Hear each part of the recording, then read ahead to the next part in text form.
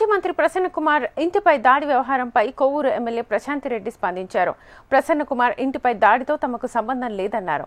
ఆయన చేసిన వ్యాఖ్యలతో చాలా మంది తమ అభిమానులు బాధపడ్డారని, వారిలో ఎవరైనా దాడి చేసి ఉండొచ్చునని అన్నారు. ప్రసన్న కుమార్ చేసిన వ్యాఖ్యలు మీ ఇంట్లోని మహిళలకు చూపించాలని, జగన్మోహన్ రెడ్డి సైతం ఆయన వ్యాఖ్యలను సీరియస్ గా తీసుకోవాలని అన్నారు. తనపై వ్యక్తిగతంగా చేసిన విమర్శలపై పోలీసులు మహిళా కమిషన్ కి ఫిర్యాదు చేస్తున్నట్లుగా తెలిపారు ఎమ్మెల్యే ప్రశాంత్ రెడ్డి. ఆఖరాకి వేమిరెడ్డి ప్రభాకర్ రెడ్డి గారిని బ్లాక్ మెయిల్ చేసి బెదిరించి పెళ్లి చేసుకున్నాను.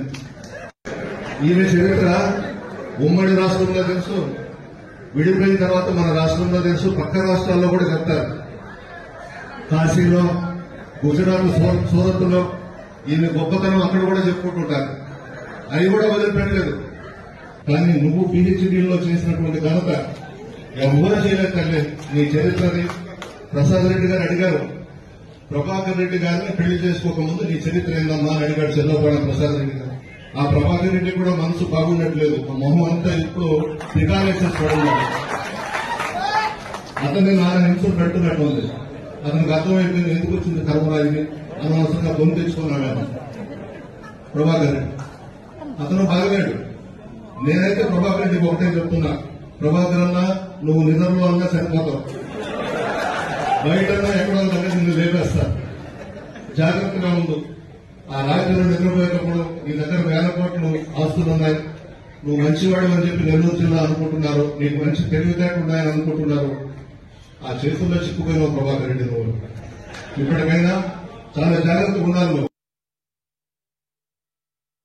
అతను ఎలక్షన్ ముందు నుంచి విమర్శలు చేస్తూనే ఉన్నాడు, అలాగే నిన్న కూడా చేశాడు.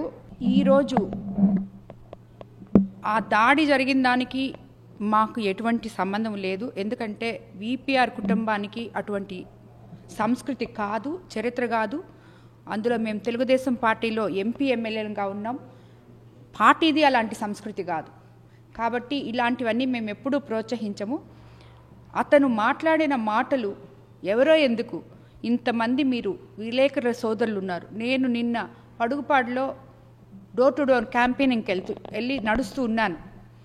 ఆల్రెడీ ప్రెస్ మీట్ అయిపోయింది, లైట్ పోద్దని. అయిపోయినాక నేను మళ్ళీ తిరుగుతూ ఉన్నాను కొన్ని ఇళ్ళు. ప్రెస్ వాళ్ళందరూ వెనక్కి వెళ్ళిపోయిన వాళ్ళు మళ్ళీ పరిగెత్తుకొని వచ్చారు. అమ్మ మీ గురించి ఎలాగంటే అలాగ మాట్లాడుతున్నారు, ఎలాగంటే అలాగ మాట్లాడుతున్నాడమ్మా ప్రసన్న మీ గురించి, దాన్ని ఖండించాలమ్మా అని చెప్పి వచ్చారు. నేను అప్పటికి నాకు అసలు తెలియదు, మీ వాళ్ళు చెప్తేనే నాకు తెలిసింది. సో నేను అది అప్పటికే 8 o'clock అయిపోయింది. నేను అసలు ఏంటి అని కనుక్కునేటప్పటికీ ఇది విన్న అభిమానులు మీ ప్రెస్ వాళ్ళలాగే వాళ్ళు ఎవరు ఇది చేస్తారో మనకు తెలియదు. అప్పటికి తప్పే, ఎవరు చేసినా తప్పే. నేను దాన్ని తప్పకుండా ఖండిస్తున్నాను.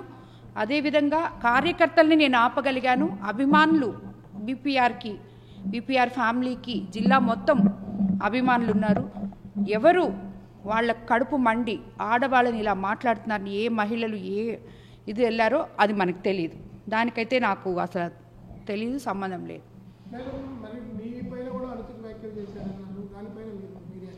నా పైన చేసిన దానికే అభిమానులు తట్టుకోలేక ఇది చేశారు. అతను ఈరోజే కాదు, ఎప్పుడు కూడా మహిళల గురించి అసభ్యంగా మాట్లాడడం అతనికి అలవాటు. గతంలో ఆ పార్టీలో ఉన్న వాళ్ళకి అదే అలవాటు.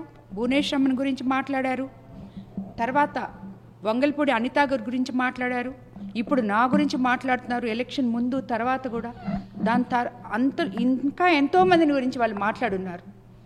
సో అది వాళ్ళకి ఇదేం కొత్త కాదు. వాళ్ళు మహిళలు అంటే ఆ పార్టీ నాయకులకి అమిత లోకవ, ఎందుకో అది మనకు అర్థం కాదు. అమిత లోకవ వాళ్ళకి 100% దాడులు చేయడం మంచి సంస్కృతి కాదు. కానీ వీళ్ళ సంస్కారహీన మాటలకి ఏ అభిమానులో వాళ్ళ కడుపు మండి ఒక మహిళ గురించి ఇంత నీచంగా మాట్లాడతారా అని చెప్పి అది చేశారు. అదే కాదు, ఆయన చేసిన తర్వాత ఆయన మాట్లాడిన నా మీద నింద వేసి మాట్లాడేటప్పుడు సపోర్ట్ చేశారు కొంతమంది నాయకులు.